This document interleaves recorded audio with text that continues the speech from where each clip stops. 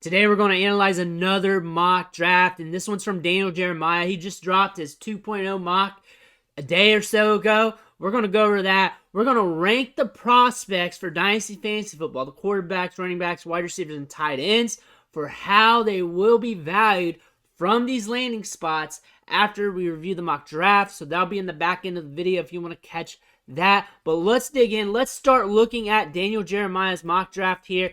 Let's start looking at what he's doing, what he's thinking. Maybe we can get some clues of how he's evaluating things. So, first player off the board for us, the Bears draft D-tackle, and the Texans go after Bryce Young, quarterback from Alabama. We've seen him be the first quarterback selected in a lot of mock drafts, tons of them. Sometimes it's C.J. Stroud. Really, what this is really saying, especially big media mock drafts, especially ones that we feel like they got a connection to scouts and whatnot, that he's more than likely going to be the pick, but we still got a lot of time to go. We got the combine, we got the uptick to the NFL draft, we got a lot to go. With this, like I've been saying, that there's probably going to be a transition period. They're probably going to build around him. They might draft another wide receiver. Usually they got another wide receiver in the mock draft. That doesn't mean that's going to happen. That's the thing. A lot of people got this pegged in. Maybe they just hit the free agent market. Maybe they do it next year. Maybe something else falls to them. Maybe they go Bijan Robinson. The world's their oyster here. They're rebuilding. They don't have to go wide receiver. So that's one thing to look at about every single mock draft. Has them going quarterback then wide receiver with the 2 picks. That may not happen. That may not happen this year. So you really want to be more objective than what a lot of other people are doing here. We're seeing this in every mock draft. We'll see it in this mock draft, guaranteed. So moving on down here to our next pick that we're going to look at, C.J. Stroud to the Colts at number 4 overall. I like Stroud going to the Colts. I really do. I think this is a great spot for him. I think, for me, this boosts his value. This is where I feel like he fits the best. And I like that he's going to have Jonathan Taylor. I like that we've noticed that this team's willing to spend draft capital on wide receivers and whatnot to help boost the offense.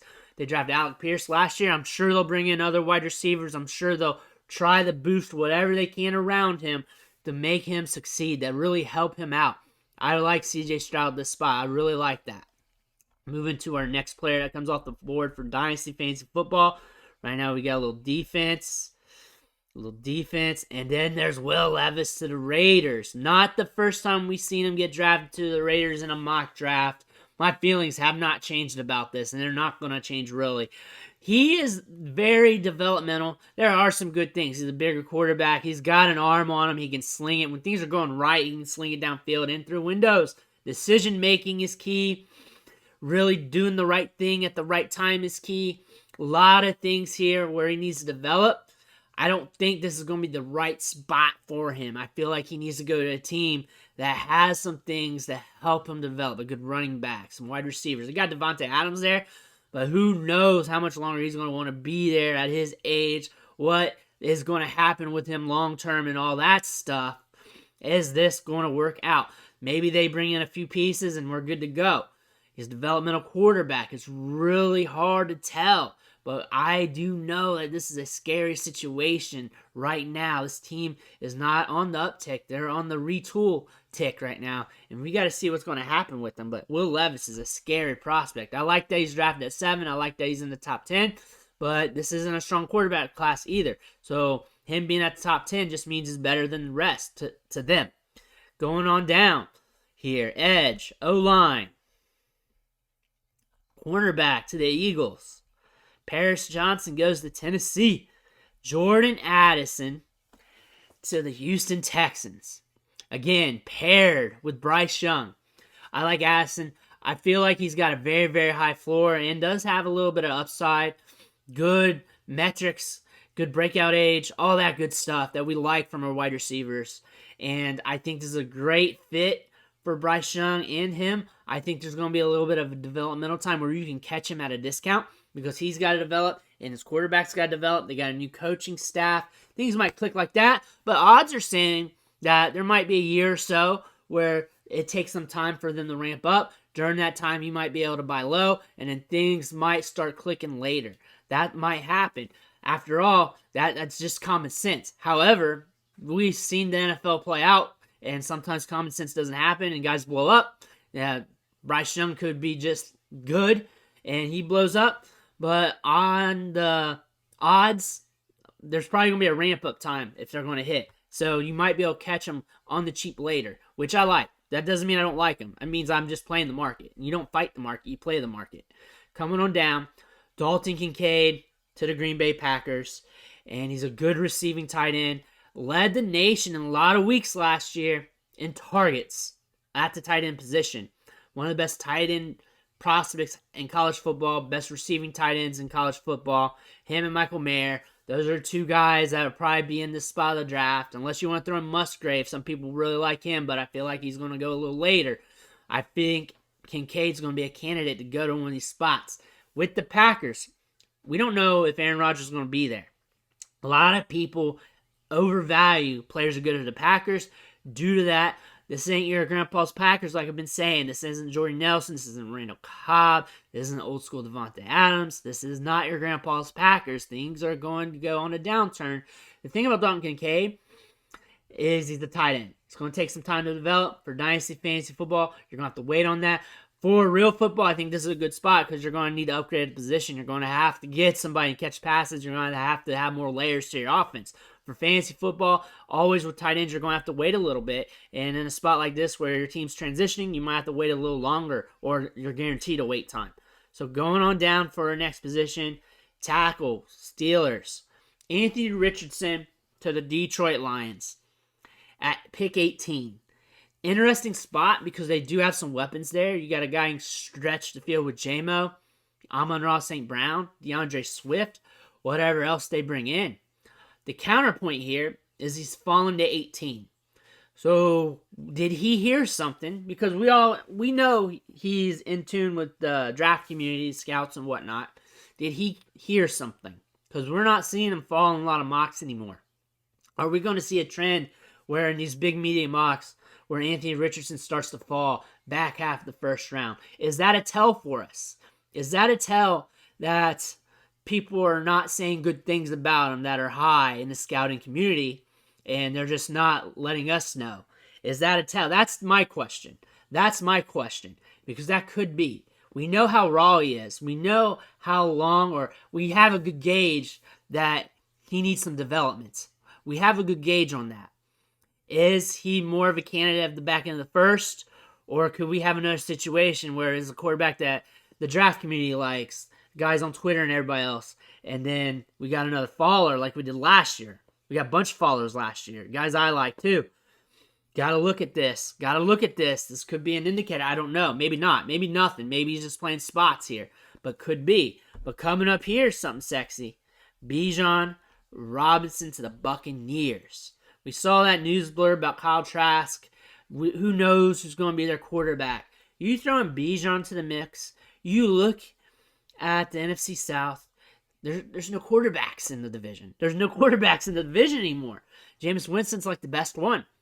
You add him in there with the receivers they got, and if you get a little bit on that quarterback, this team might be all right because the competition isn't super stiff right now. This might be enough to get you over the hump. That might be something they're seeing.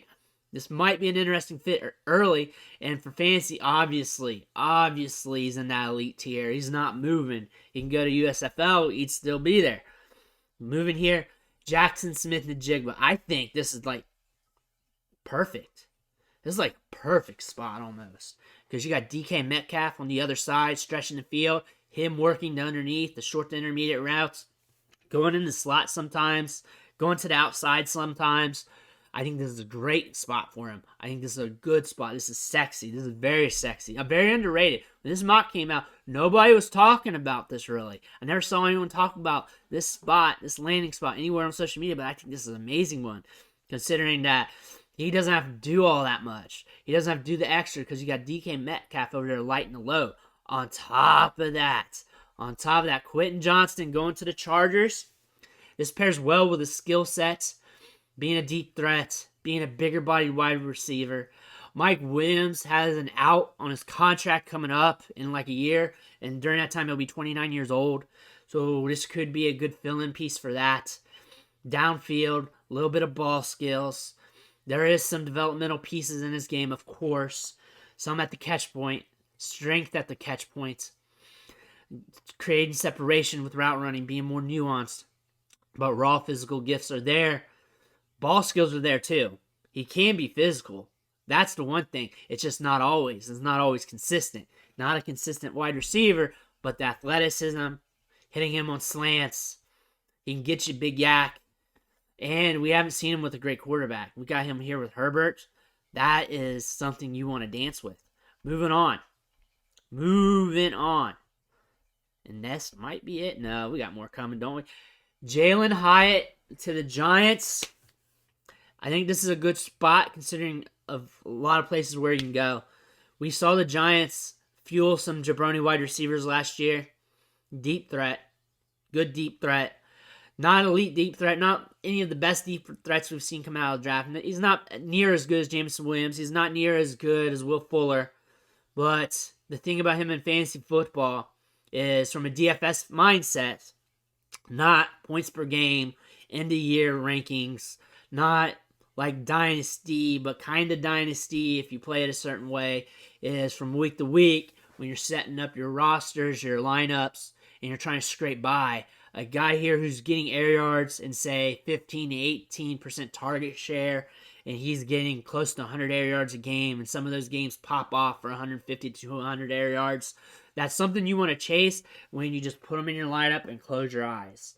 We talk about that a lot in season when we look at these matchups. We look at the game scripts.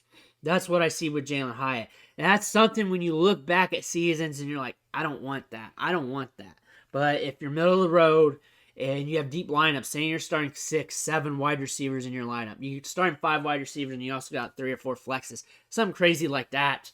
A guy like this who is raw, needs some development, but has a good chance of getting air yards, you put him in your lineup, you close your eyes on some of those weeks, especially plus matchups where the over-under is kind of high, playing a defense that gives up the deep ball a little bit, you're going to put him in your lineups on those and just gamble. And that's what I see, a guy that you're going to chase, at least in the early parts, if he's getting snaps, if he's running routes. That's where I value him at. I don't see him as an elite burner, but I see where he can be valuable in fantasy. I think this is a great spot for Michael Mayer here at pick 28 to the Bengals. I think this is a great landing spot for him. I think after some time, after some of these wide receivers start to get a little older, especially Boyd, we could see him start earning more targets. And obviously during the first couple of years of his career, he's not going to be a difference maker. It's going to take some time for him to develop like most tight ends. So there's going to be that window where things are just going to probably align perfectly. He'll probably take some of those short to intermediate targets. So during that developmental time, you'll have a little bit of buying opportunity because the people probably go like, well, they're just going to target Jamar Chase. You know what? They're just going to target T. Higgins. You know what? Joe Mixon or whatever running back they got back there. They got too much there for the tight end to do whatever. Joe Burrow doesn't need him. And then 3 years from now, we'll see him start to creep up a little bit. That's probably what I see with the Bengals here. If they go with one of these tight ends, you're probably going to catch a buying opportunity. I think his value is going to be a little bit too high in rookie drafts this year if he goes to a spot like this. But I think you'll be able to catch him at a slight discount down the road, 12 months from your rookie draft, 18 months, whatever. Because that's going to be the narrative, especially with the rate of these tight ends coming out of the draft. They take some time to develop. The sunk cost isn't really worth it there when you know you can catch one cheaper. Zay Flowers to the Saints. This is an interesting landing spot. This is a team that puts up the air yards. It doesn't really matter who's the quarterback, it seems like. They put up air yards. Zay Flowers seems like a good fit. Him and Chris Olave, I think those two can do similar things. Get downfield, make plays. That's about it. That's what I mean by similar. I'm not saying a comparison. I think Zay Flowers is a interesting fit. I think he's a good wide receiver. I think he's going to be good for fantasy, especially in the right spots. He can get downfield. I feel like he's going to get you air yards, and he's very nuanced to where he can earn targets. Something I want to look at. Saints, though, they're a little bit vulnerable at quarterback, but that has to rectify sometime. This can't be a decade-long thing. So Zay Flowers will eventually get a quarterback upgrade. He's entering the league now. He might get one here in a couple years. After all, though, these wide receivers were able to do something for us in fantasy without a quarterback. So I'm not too sad about that because I know he's a good prospect. I like him, especially at cost in rookie drafts. And I think we're going to finish this up, and that's it. Let's go look at the rankings real quick. And here we go. Let's rank these players from Daniel Jeremiah's mock draft. We're going to start things off with what you already know. Bijan Robinson, top guy. Like, his value is so high up there. Number 5 player in ADP right now, RB1. That he's up there. It took some time for Saquon Barkley to get around that area of startup drafts. Took him some time. Took him somewhere during his rookie season or afterwards. He's already there in February. 2 days after Valentine's Day, he hit that. 2 days after Valentine's Day. We weren't even at the NFL Combine. Shit, we're not even at the NFL Combine now. So, that's it. His value's there. He's locked in. One of the most lucrative rookie draft prospects of all time. The most lucrative. Because he is. He is. He just showed that. He's valued right there. He might even go up from there. Could go down. It could be down from 5 overall to 10. Like that. That is so up there. Things could be volatile. But is he worth it? He's already there. The market's saying he is. So going to A. Going to A. Things get very interesting. I'm going to go with the 2 quarterbacks because guaranteed those are going to be the next ones off the board. It's not even going to be debated. Stroud and Young. Young as the first quarterback off the board. Stroud in a grand situation. I kind of want to lean Stroud here because I feel like he's going to get the weapons. He's in a dome. This is a great spot for him to transition to. I like Bryce Young too. That's what makes it hard. They're in a tier though. You can diversify from the tier. I like them both. B tier here. Things are going to get a little bit fun. So I'm going to go Jack Smith-Njigba, Quentin Johnston, Jordan Addison. As the 3 big wide receivers, they're usually together without landing spots. I'm going to keep them here. And the reason for this is, one, in this situation, we know Jordan Addison's getting a good developmental quarterback. All quarterbacks really drafted are developmental. Yeah, this whole situation is going to be developmental. It might take some time. Honestly, you might be able to buy him at C or D tier price later. So you may want to do that instead. But I feel like there's very, very, very, very little risk with him. Even if he doesn't hit his upside, I feel like he can give you something. Quentin Johnston is going to the spot that will allow him to be Quentin Johnston. And what people like about him the most. He is the riskiest of the 3. He is. I mean, the nuanced, him at the catch points, not consistent at the catch points, but the big plays, the splash plays, the ability to get downfield, all that stuff is there with him. Jackson Smith-Njigba, I love the landing spot. Quarterback long-term is going to be a question, of course. I love the landing spot. Geno Smith gets another weapon. Got Tyler Lockett there. Him and Tyler Lockett can just take turns in the slot. DK Metcalf just running deep. Just running deep. Let that horse run deep. And you got Jackson Smith-Njigba back there just running routes, burning people. This is going to be a nasty offense if that happens. Nasty. I like Jackson Smith-Njigba. You can make the case that he can be A tier because he stands out between these two to me. And, of course, out of these 3, I'm drafting him first. Let's just keep him there. But I feel like there's a value difference between these 2 quarterbacks and him. That's the thing. But there's also a value difference between him and these guys. But I can't make a new tier just for one dude, really. So there's your context. Do what you want with it. And now we're going to tier C. Anthony Richardson, Will Levis, Jalen Hyatt, Zay Flowers. Let's talk this through. This ain't the ranking yet. Let's talk this through. Anthony Richardson, out of him and Levis, I like best due to the upside, the Konami code. What I like better about Levis here is the draft capital. Both of them scare the shit out of me. I think Levis has a better floor. I think Anthony Richardson's floor is very, very, very, very, very low and scary. His upside is tremendous. What scares me here is he fell in this mock. And I have a tinfoil hat on, and I'm kind of worried about that he's going to start falling in range for some of these guys. And that could happen because I feel like Daniel Jeremiah, out of the few guys we see mocking on the internet, has some ties. You can't put that to everybody. But from what we see on NFL Network, what we see during the Combine Draft Day, where he's at, I feel like he's got some ties. Not everybody I can say that about. Daniel Jeremiah I can say that about. And this is a fun landing spot for him. And they have Jared Goff. He's a little older. He may want more money later down the road. Maybe they want this as a developmental piece. I just don't see them really doing that in real life. However, I can't say that with a lot of teams either. But you can't say that when you're at 18, a quarterback falling to you that you semi-like. You kind of take him at the cost. Anthony Richardson, though, if he's falling due to the skepticism here of the tinfoil hat issue with Daniel Jeremiah, big time risk. I like Zay Flowers a lot. Let's shut up about the quarterbacks and let's talk about Zay Flowers. The Saints can really buoy their wide receivers. They get air yards for some reason. Even if Andy Dalton's there, it just happens. It just happens.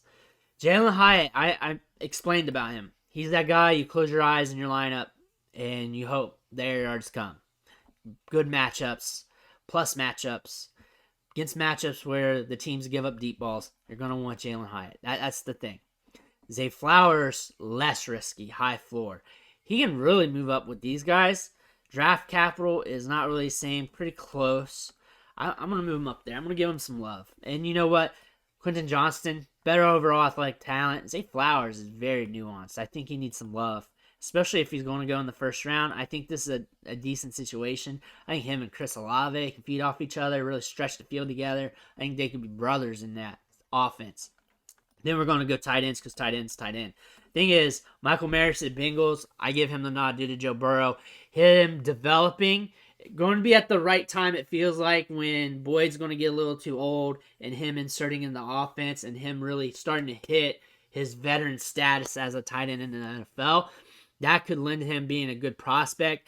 If I pay up and draft him, you have to be patient and you have to hold. Because if you sell him for a loss year 2, year 3, you're only going to hurt yourself because you don't know.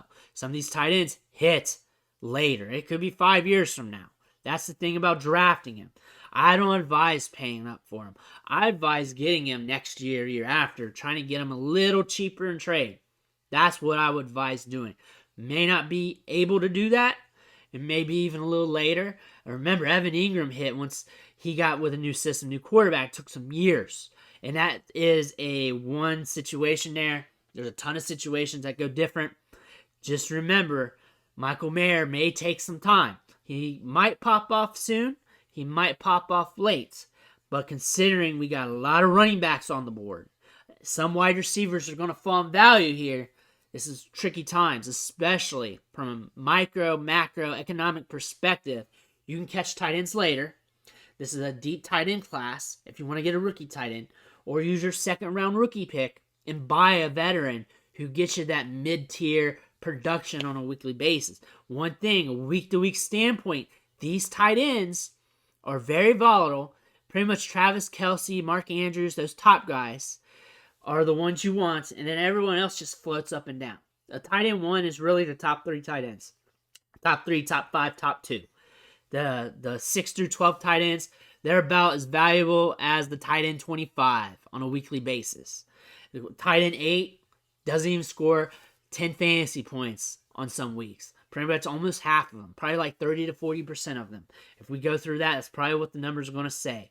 If you look at it from week to week, that's what the tight end position does. Even good tight ends. That is how much of a gamble the tight end position is. So you have to put that in your fantasy rankings. If not, you might hurt yourself. Because right now, if you really overshoot your shot on any of these tight ends, you're going off the FOMO of the next Travis Kelce. Travis Kelce wasn't Travis Kelce when he was coming out for the draft. You were catching him as a third-round rookie pick back then. And that was a long time ago. Some of you guys weren't playing back then. I was. I remember that. You were catching him cheap. And then you were buying him again for just as cheap or even cheaper. And then he eventually hit. And then he was Travis Kelce. Think about that. Mark Andrews, too. He wasn't even the first tight end drafted by the Ravens in his draft. Think about that stuff. These tight ends just come up. They just come up. It's a huge developmental process for all these tight ends. And it just happens. Some click, some don't. It just takes time because they got to learn the blocking assignments. They got to run routes. They got to have a quarterback that targets the tight end. That's one thing you got to look at, too. Maybe the quarterback just wants to throw it deep. Maybe they're a throw god off TikTok, and they just want to throw it deep. They want the air yards.